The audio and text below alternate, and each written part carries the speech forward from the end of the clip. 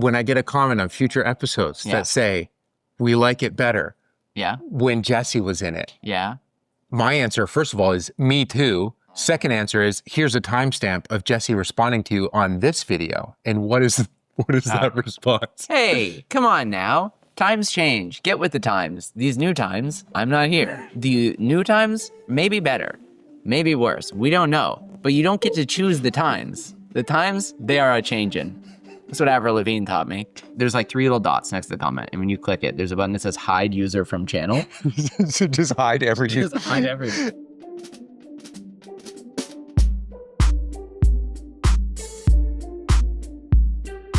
I despise the idea of my face showing up on your phone on a call and you having the feeling of Stress. Anxiety. Yeah. I don't want to be a stress point in your life. I want to be a friend. Yeah. Are we going to Gen Z or millennial? You're going Sam Sulek. I respect that. Who's that? He's a famous fitness influencer who makes long form videos and he clips it to his hat. Are you going to let me live this down? No. What are you talking about? Last night. Oh, no. Is the phone recording? I never checked. I didn't check either. A big motivator to go to in-person things with lots of people is purely to see people like Jesse, Christoph, John, like the people that we've been like seeing creators. Yeah, I fully agree. These are the types of trips that I say no to if it isn't for the people. Like if I had to do this alone, I'm not doing it. Absolutely. Yeah. And the year that I knew our podcast as a regular thing was cooked is when we went to 2 in-person events in a row. And even when we were in person, we had no desire to make an episode. That is such a great point. But first, last night, in-person stuff, the absolute best. Usually we like to add a day to the end. So we can just, no events, we're at a trade show. And so we did presentations. And once the trade show's over, we like to hang out a little longer. And usually I go with the flow and I follow what other people are thinking. I'm like, I'm going to pull some weight. I'm going to do some emotional labor. I'll research an Airbnb and I'll surprise everyone with mine. And you did, and you found a great one, right? We saw the pictures. The listing was incredible. Beautiful pictures. 10 out of 10. Yeah. We were so excited. Great price. Location. We should have known that 2 things should never be in the same sentence. Affordable and good listing. Yeah. We arrive, and moments before getting there, we start getting messages from the host. She's like, hey, there's an issue the night before. Our cleaners are going to be working on things just a little longer. Is that okay with you? Maybe 15 minutes. And of course, it's fine if the cleaners finish up the place. Yeah, we also have an event to be at 7:30. Yes. And this is the moment that I've been looking forward to for the last 3 days, to finally just be hanging out with the people that I love, vibing. Yeah. Oh, and it was a vibe. It was a vibe. What kind of vibe was it, Jesse? It was the vibe of a frat house just after the police had kicked all of the hoodlums out. You know? There was cigarette butts and spliffs on the ground, beer cans out. And I think maybe the weirdest part is that we weren't alone. Yeah, we were just playing pool and there was cleaners in the house with us until nighttime. Yeah. Which was, I haven't experienced that before. You book something like a house with the idea of you get to just hang out in the space without stress. Yeah. And I think I'm starting to associate travel stress directly correlated with the word Airbnb. Like those two seem to be a direct correlation. Yeah. The idea that you're booking a house and being not stressed and it's going to be lovely. The cleaners that were there, and it's not that I didn't trust them, but as, you know, we've got 2.5 hours before we're going to go out to a little dinner and come back. 7:30 is approaching and they're still there. They're still there 2.5 hours in trying to clean the place.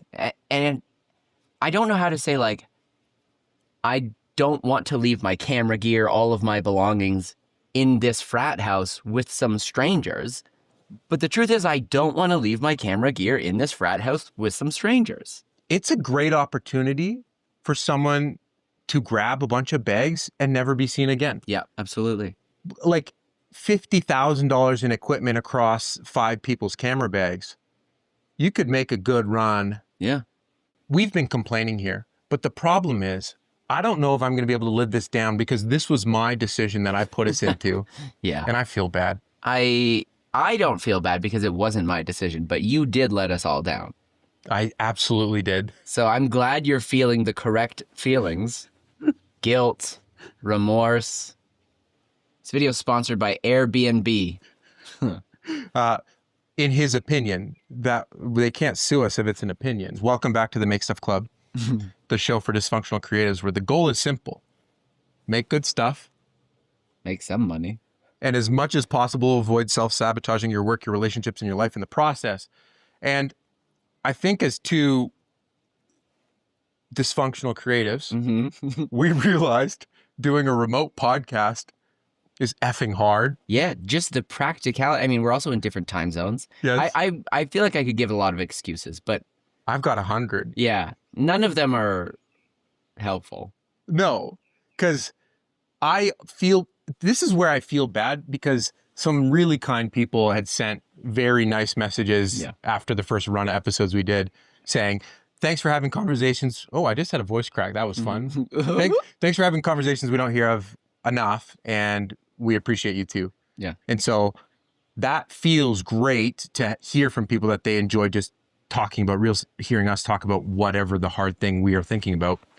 But then the problem is it feels like we've let people down. I feel like I've let people down. I don't want to speak for you. I know you hate the followers of this program, all 1,000 of them. No. I found it was something that I was internally wrestling with. Is I've been going through it for a little while, and I really didn't want the main thing I was putting out there to just be like, oh, woe is me. Absolutely. Oh, I can't make. Yeah. Oh, it's hard to be a creative. You know, I didn't want this to just be like a sob story. I wanted to be able to encourage people more. Yeah. But I don't want to be phony. I don't want to lie. I don't want to pretend. And I know I can already hear a bunch of voices saying like, we don't need that from you. You know, just be yourself. Well, that's what we want. Are you saying what I said to you yesterday? Maybe. Does that sound like you? That sounds like me. Yeah. But I think that's great. I'm glad other people want that. But I actually even just think for my own benefit, I actually don't find it all that helpful necessarily just to vent. Yeah. And just to talk about how hard things can be.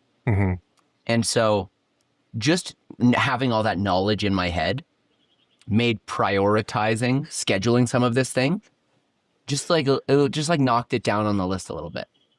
A big bit. You know, I wasn't trying to rush into like, quick, record me cry, you know? Well, and I kept thinking, oh, there's going to be a time soon here where I feel more ready to do this too. Yeah. And that time kept getting longer. Yeah. And other life stressors kept happening. Yeah. And I especially realized the rare I love getting to have conversations with you specifically because I feel like they don't need the precursor explanations that I find myself I feel I have to justify so many things to people that aren't like me. Yeah. And that is fun. I have no problem doing that. It's just tiring. Yep. And so when I saw you, I think multiple times where we had multiple days together, in the back of my head, I was like, oh, maybe we should do like a Make Stuff Club update. I think we even said we were going to. And I wanted nothing more than to just hang out. Yeah. And go on a run in the mountains at way too high elevation and get exhausted, sprain ankles, which I'm very proud. We are on the last day of a multi-day trip. No injuries. And you have 0 injuries. I'm feeling physically all right. You're feeling physically. You just did a handstand flip into the pool with no. We don't need to tell people that. I don't know. On the concrete pool. So that's where I just realized this is a tale as old as time where you've accidentally taken a friendship that you value and you've added what we do, we make it into work. Yeah.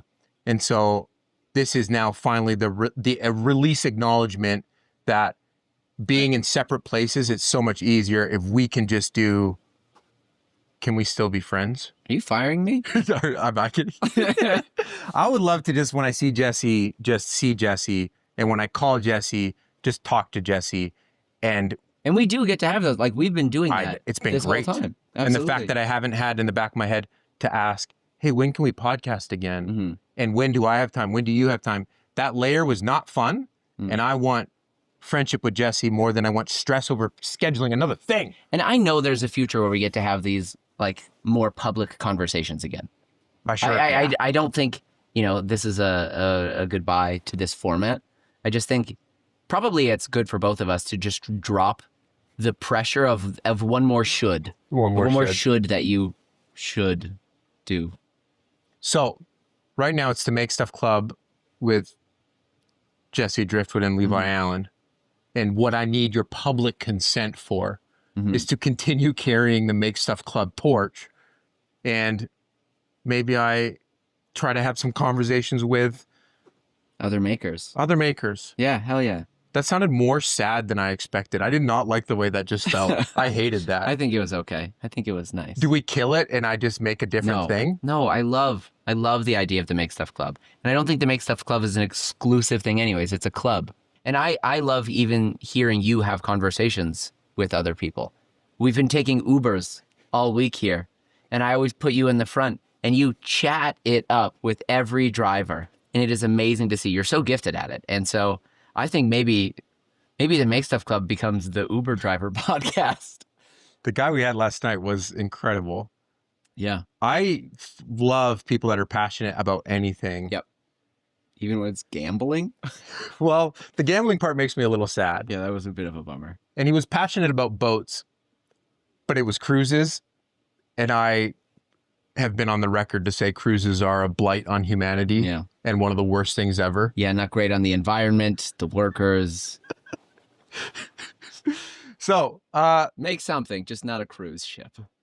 I hope that you can be a guest star in episodes going forward. Yeah. That'd be fun. Yeah, that'd be fun. Impromptu, unplanned, not having to put it on the calendar.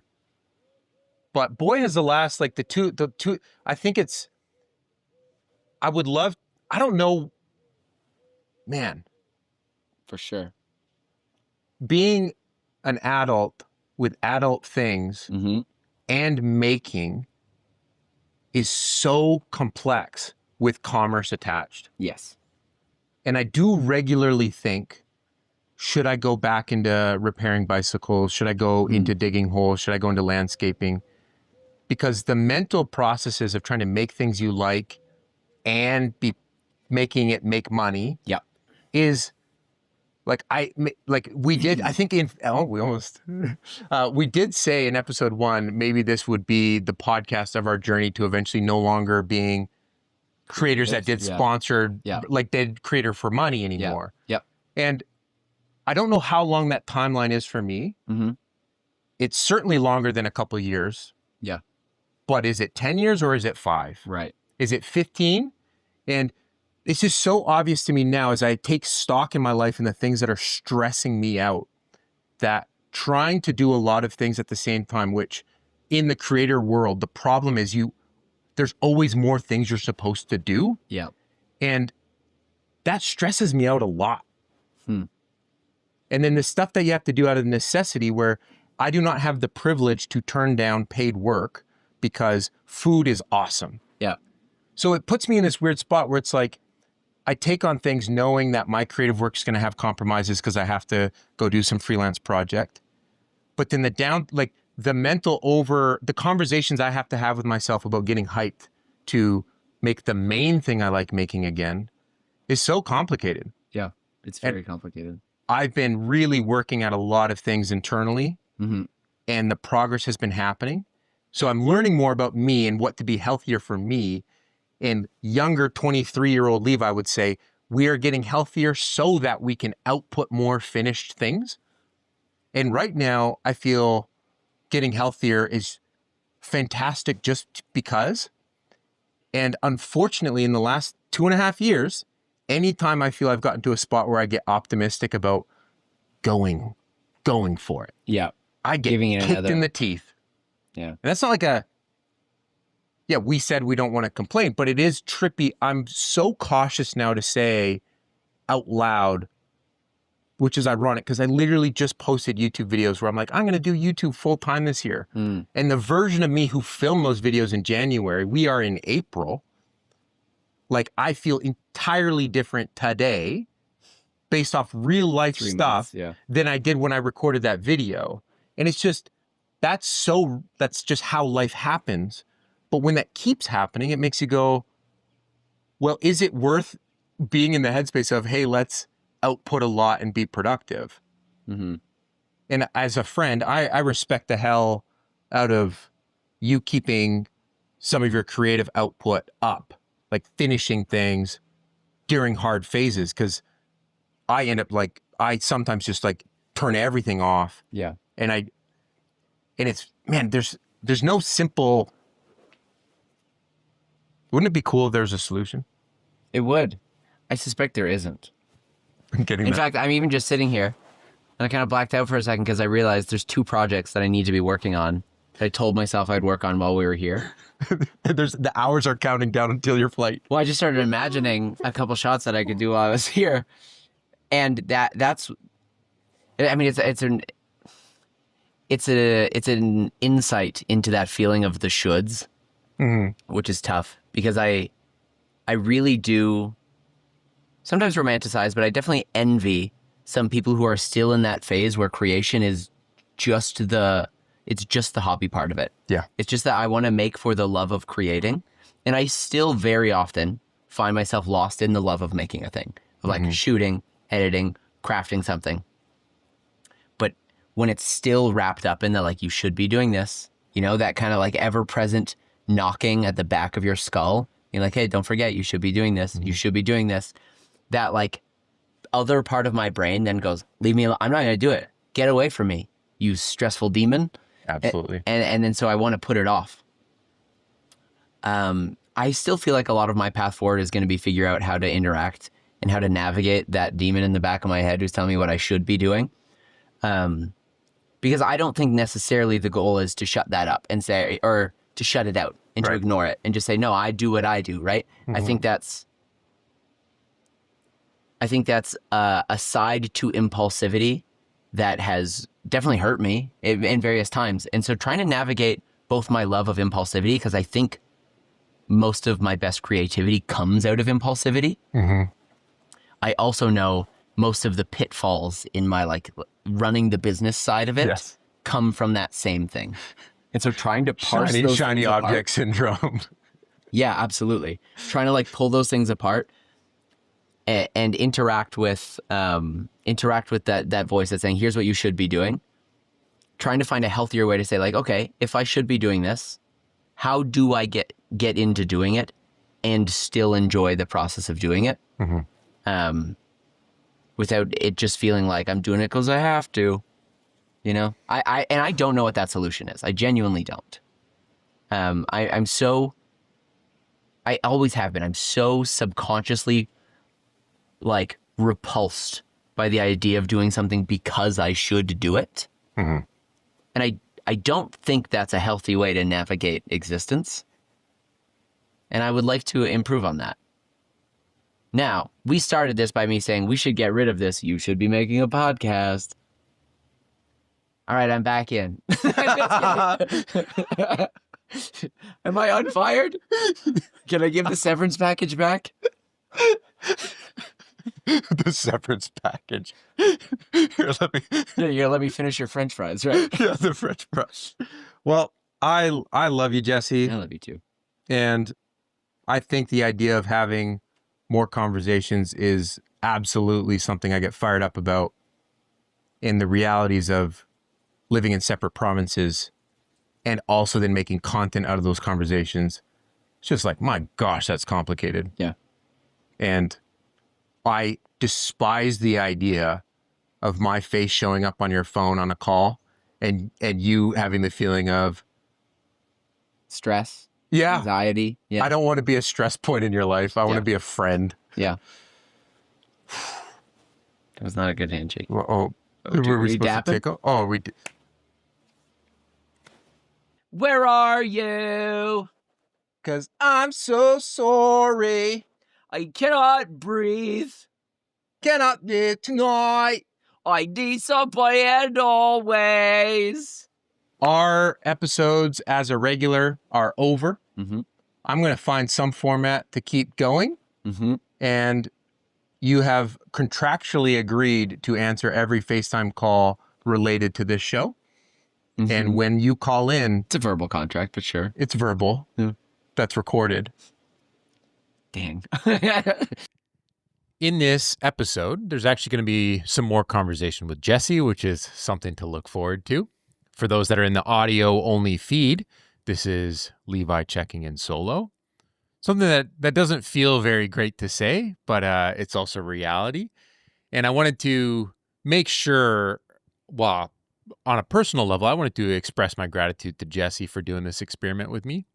We started the idea back in 2020, and my wife and I were on the road full time with our newborn, my daughter, and this idea of being able to have more conversations with Jesse that I knew how much I personally valued those conversations, and I wanted to be able to share how much I valued that with other people. I think that's something that's pretty common for me. When there's something that I love really deeply, my desire is to also be able to share that thing I love with other people. And I really do feel, and the response from a bunch of you already have expressed, which has confirmed this, that having conversations that don't claim to have the answers on the video making side aren't fixated entirely on the equipment, which is an important aspect of making videos, but willing to talk more from a perspective of, hey, we're not just machines that pump out finished things.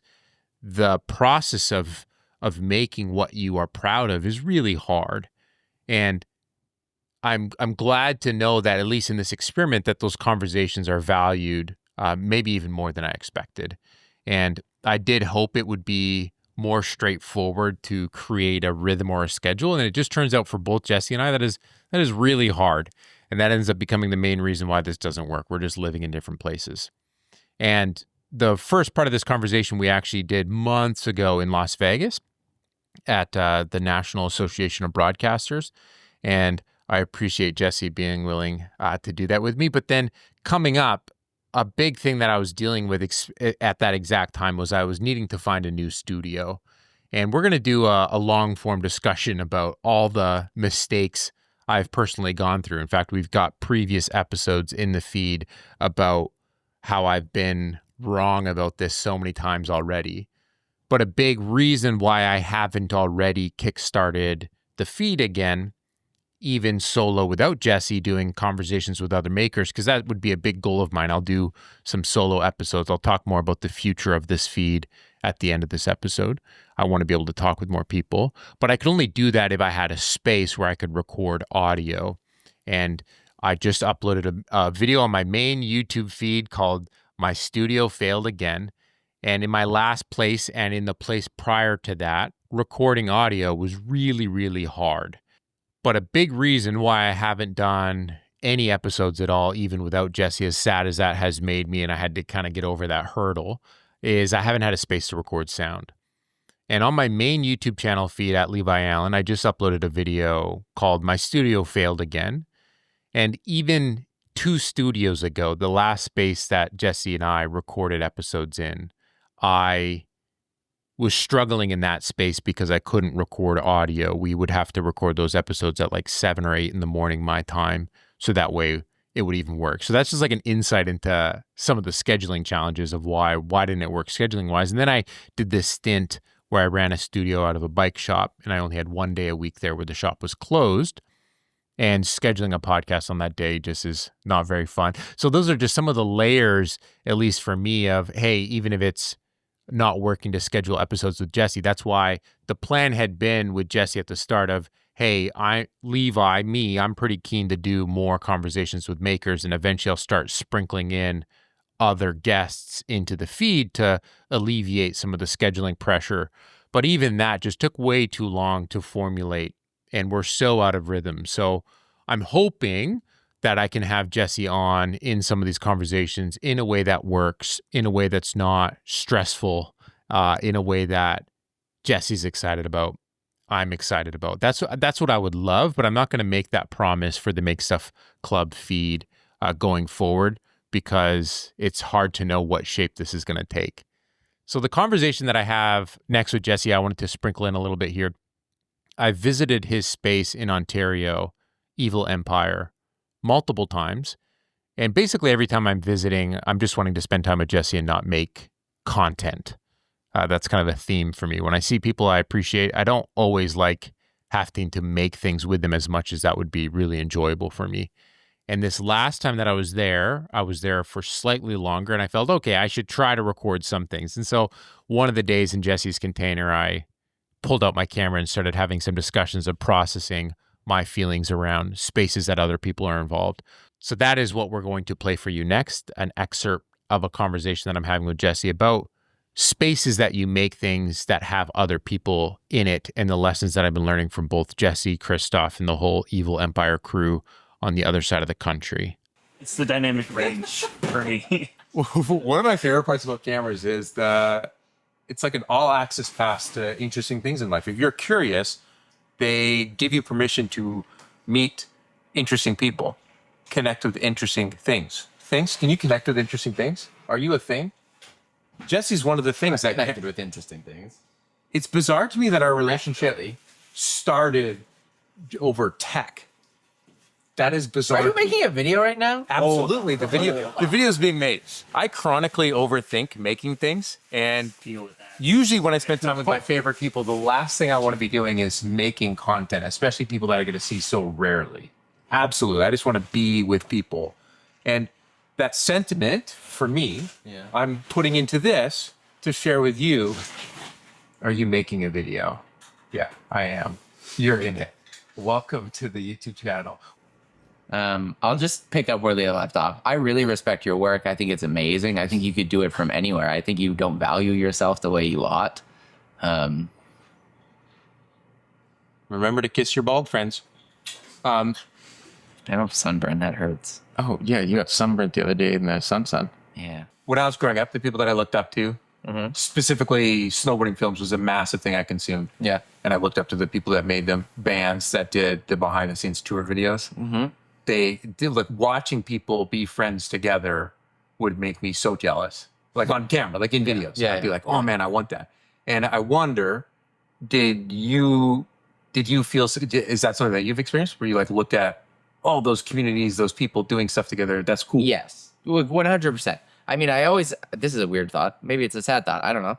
I remember feeling like seeing other groups of friends and being like, why don't I have a group of friends like that? Mm-hmm. Like they always seem more closer than I am. But then I also think there's also been times in my life where like I did grow up doing like behind the scenes band stuff like that, or skateboarding and snowboarding stuff in groups of people. So sometimes it's maybe that like grass is always greener on the other side kind of feeling. And then you don't actually recognize the things that you do have because you're thinking about the things that you don't.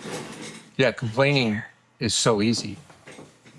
And did you ever have that experience in school where everyone's standing outside after the bell went and they're like pairing off to go to their friends' houses? Oh, yeah. I remember that social dynamic was hell. Like that was the most confusing part about school to me, is how do people know how to do this step? How are they pairing off to go have fun together at each other's houses? How do they know how to do this? That confused me so much. You just have to go, hey, wait up, and then just get in the back seat of some Just stranger's join some car. and then go home with them. But my perception is that you have found a crew of people here. What would you attribute some of the factors of that is? Because clearly, at any point in your life, you could have decided, hey, we're not going to actually live in this area of the world anymore. You strike me as the kind of person that could sell everything and move to Peru in a heartbeat. Yeah. So what decisions do you think have made it where you are currently in a shipping container in an environment that A big answer is luck. A big answer is just luck. Like right place, right time. Obviously being friends with like Christoph has made a huge impact on that. But that was also luck. I don't really remember how we became friends. We met because of like a housemate that was living with us that kind of knew him. And we were just both like kind of into making weird dorky videos. So luck, really luck. But also, I mean, I've always cared about community. I've always wanted to try and like stay put for a while because I think it's easy to glamorize the idea of like, I'm going to travel and see the world. Like that is one type of experience, like see all of the different types of lives that you could have. But another type of experience is, what does it feel like to be like, I'm in one place for a long period of time? And I think that's something that if you choose the route, and no shame to be like, I want to be a nomad, I want to travel the world, I want to see the sights. That's one thing that you miss out on. And I'm sure most of those people are even vocal about that. Like, I wish I knew what it felt like to be like, I'm a local at the coffee shop. Yeah. They know my name, they know my order, that kind of thing. Or I run into strangers on the street, that kind of feeling. And you might get a little bit of that when you're traveling, but only for a minute, right? Like those faces eventually disappear. That was absolutely a point of pride for me growing up, was not being anchored to home. That was like a thing that I was proud of. Yeah. It's like, I'm independent. I'm not tied to this place. I live in a van and I travel. Yeah. On an unrelated note, why am I so lonely? Hey, when you put it that way. Dang it, you just no kidding, eh? Yeah. I think that, like talking about Christoph, you're calling it luck, but I think there's another thing. There's always the shiny object syndrome, whatever you want to call it. You can always try to look for better scenarios than what you have, but there's something beautiful about like hitching your wagon to the right people and knowing what you've got when you have it. Yeah. And when you have a serendipitous connection that you can't even remember with someone like Christoph, and relationship forms to like go the distance with good people around you, that is both luck, and then also you're making the choice to prioritize not finding new people and going deep with the people you already have. Yeah. Yeah. Also, to be clear, I bring up Christoph as a shorthand. I'm very fortunate to have like a number of people around me and in my vicinity that do this and that we like spend a lot of time together with. I thought you were going to dunk on Christoph there. I bring up Christoph, but actually. No. But the important part is like, obviously like a space like this, like Evil Empire, just wouldn't have been possible without him. Yeah. And like he really did the legwork to make this happen and like run this space. So that's also quite fortunate. So I would say find someone who's dreaming bigger than you and latch on. Be like what are those, like a symbiotic relationship? A virus. Sure, yeah, a virus. Like where you're like living on the underside of a whale, just eating the barnacles off of it. Seth Godin calls it fungus. Yeah. Go fungal. You don't even need sunlight to grow. Yeah, I'm a fungus to Christoph's dreams. If I'm being honest, I've kind of been waiting to stumble into more people to make with where I live. And I look at what you have here. Basically, for the last 8 years, I've looked at your community and been, I want that where I am. And I've made it very clear, I will not move here.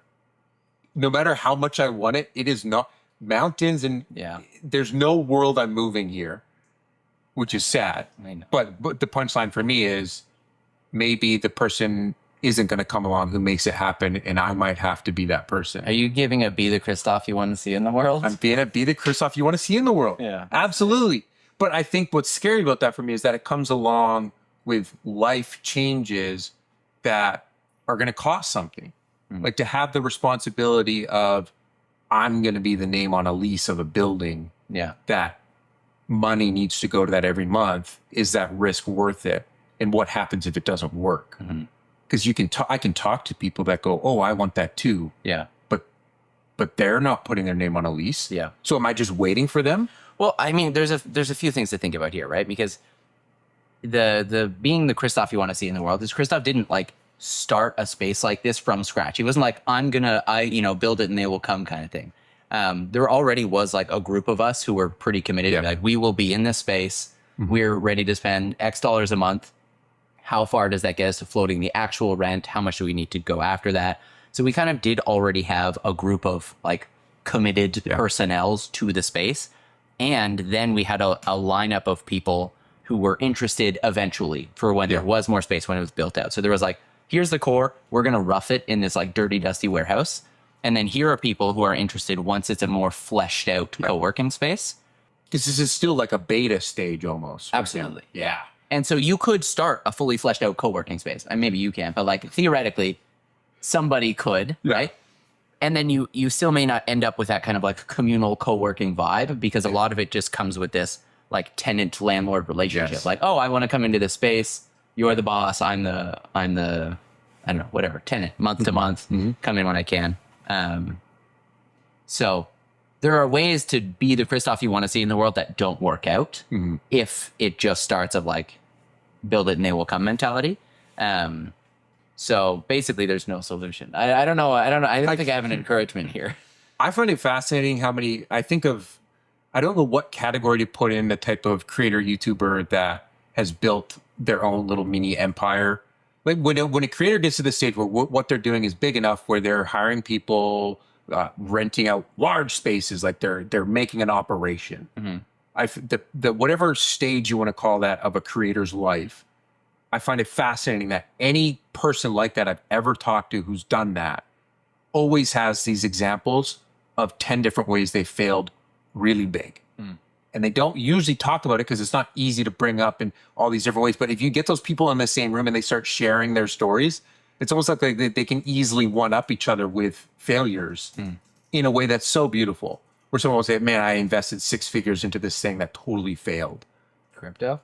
Crypto scam. But then to see people in front of you saying all the different ways they failed to get to what you now see as being something that works is beautiful. So I want to finish this by saying, okay, remember, Life's better when you make stuff. hey, you didn't say it funny. That's great. Thank you. Oh, I wasn't sure if that's where you were going. I was just kind of hoping, so I didn't want to. Every other time I've asked you to do that, you say something goofy. You've never said it correctly. Life is better when you make things. Buy my merch. It has a polygonic bear on it. Polygonic bear. That is not a polar bear because polar bears don't have hunches behind their head. It's not a polar bear. It's a poly bear. It's a grizzly. Poly bear. A poly bear. Yeah. He has an open relationship. Yeah.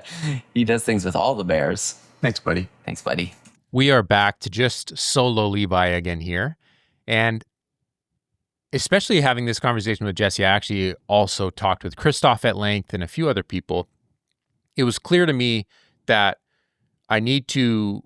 there's sacrifices that go along with making decisions in your life that orient you to being more people-focused and community-focused. And it's very clear to me I've struggled to navigate that in my last 15 years. I've certainly over-prioritized working on things, making things, than connecting with people in my physical location. And at the time we were having this conversation in Ontario, this was a while ago as well, I was trying to make a decision about what studio am I going to move into, and am I going to make the jump to try assemble a collective of people. And I think what I've learned from that is I was trying to do it pretty quickly, and I needed a new space immediately to get back to work. And the sad part for me is that we didn't end up getting together a collaborative environment that I would dream for or hope for, as much as that is something that I want. I'm just not at the right stage. The commitment, especially financially, is massive, and finding the right people is hard. And I had to settle for just basically the most affordable box I could find, which is the space we are in now recording this. And I'm really grateful to now have an environment I can more easily do stuff like these conversations. And I think that's my hope for the feed going forward, is I'm going to prioritize keeping the conversation going versus doing the perfect version.